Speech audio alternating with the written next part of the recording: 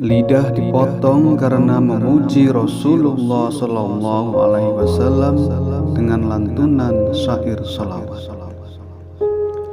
Dahulu di masa lalu ada seorang penyair hebat dan sangat terkenal, yaitu Syekh Faresta, di mana beliau selalu asyik memuji Rasulullah Sallallahu Alaihi Wasallam. Beliau mempunyai kebiasaan melakukan ibadah haji setiap tahunnya. Suatu waktu ketika beliau melakukan ibadah haji, kemudian datang berziarah ke makam Rasulullah Sallallahu Alaihi Wasallam dan membaca qasidah di makam baginda Rasulullah Sallallahu Alaihi Wasallam. Dan ketika itu ada seseorang yang mendengarkan qasidah pujian yang dilantunkannya. Setelah selesai membaca qasidah, orang itu menemui Syekh Faresta dan mengajak beliau untuk makan siang ke rumahnya. Beliau pun menerima ajakan orang tersebut, dan setelah berjalan jauh hingga keluar dari Madinah Al-Munawwarah, sampailah keduanya di rumah yang dituju. Sesampainya di dalam rumah, orang tersebut memegangi Syekh Faresta dan berkata, "Sungguh aku sangat membenci orang-orang yang memuji-muji Muhammad, dan kubawa engkau ke sini untuk kugunting lidahmu." Maka orang itu menarik lidah beliau lalu mengguntingnya dan berkata, Ambillah potongan lidahmu dan pergilah untuk kembali memuji Muhammad SAW." Maka Syekh Faresta pun menangis karena rasa sakit dan juga sedih. Tidak boleh lagi membaca syair untuk Sayyidina Muhammad SAW.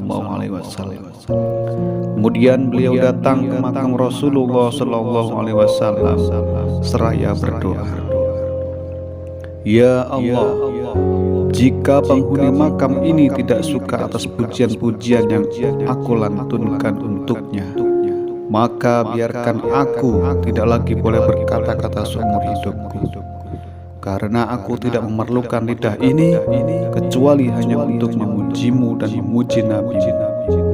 Namun jika engkau dan Nabi-Mu ridho, maka kembalikanlah lidahku ini ke mulutku seperti semula." Beliau terus menangis hingga tertidur dan bermimpi berjumpa dengan Rasulullah Sallallahu Alaihi Wasallam yang berkata, "Aku suka mendengar pujian-pujianmu, berikanlah potongan lidahmu." Lalu Rasulullah mengambil potongan lidah itu dan mengembalikannya pada tempatnya semula. Ketika Syekh Faresta terbangun dari tidurnya, beliau mendapati lidahnya telah kembali seperti sedia kala.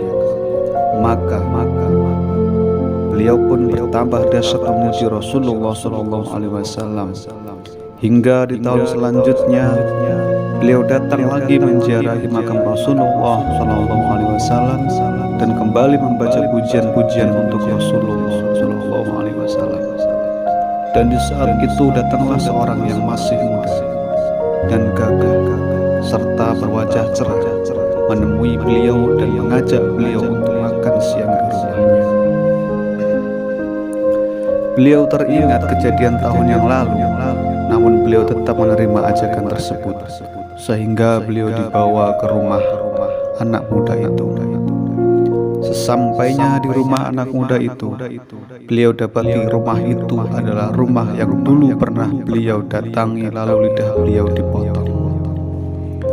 Anak muda itu pun meminta beliau untuk masuk, yang akhirnya beliau pun masuk ke dalam rumah itu hingga mendapati sebuah kurungan besar terbuat dari besi, dan di dalamnya ada seekor kera yang sangat besar dan kelihatan sangat ganas.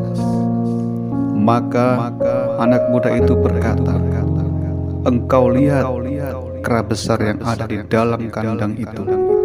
Dia adalah ayahku yang dahulu telah menggunting lidahmu." Maka keesokan harinya Allah mengubahnya menjadi seekor kera. Dan hal yang seperti ini telah terjadi pada umat terdahulu, sebagaimana firman Allah, Maka setelah mereka bersikap sombong terhadap segala apa yang dilarang, kami katakan kepada mereka, jadilah kalian kera yang indah. Quran Surat Al-A'raf ayat 166.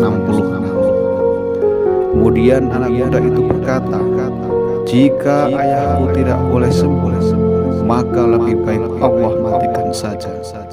Maka Syekh Farsdaq berdoa, ya Allah, aku telah memaafkan orang itu dan tidak ada lagi dendam dan rasa benci kepadanya.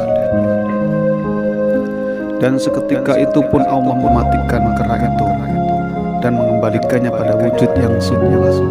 Dari kejadian ini jelaslah bahwa sungguh Allah mencintai orang-orang yang suka memuji Nabi Muhammad SAW, karena pujian kepada Nabi Muhammad SAW disebabkan oleh rasa cinta. Wallahu a'lam.